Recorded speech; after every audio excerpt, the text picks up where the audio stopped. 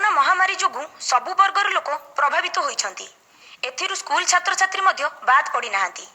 शिक्षा अनुष्ठान गुड़िक बंद हेबा फल अभिभावक महल रे चिंता बढ़ाई।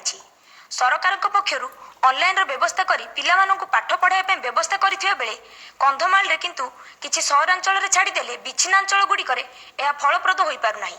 समस्त शिक्षा अनुष्ठान बंद हेबा फल 5 मास ହେଲା ପିଲାଙ୍କ ପାଠ ପଢ଼ାରେ ଲାଗିଛି ଡୋରି। तेबे अन्य पार्श्व विभिन्न शिक्षा अनुष्ठान गुड़िक कोविड सेंटर और क्वारंटाइन सेंटर भाव नियोजित करा जायछि। तेबे बालीगुड़ा अंचल रे एमिति अनेक अंचल रही जेउठिकी विद्युत कण लोके जानती नाही।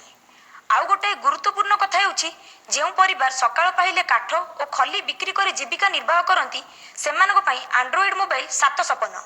एही परिप्रेक्षी रे कंधमाल जिले में किभली चली छात्र छात्री ऑनलाइन रे शिक्षादान ताहा सहजे अनुमेय।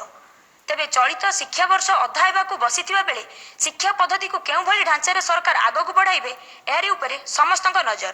कंधमाल जिल्लारू स्वतंत्र